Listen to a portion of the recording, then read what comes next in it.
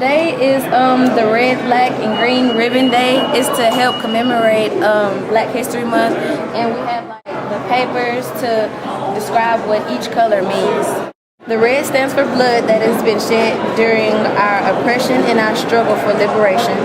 Black stands for the sameness of all people of African descent, no matter where they are in the world.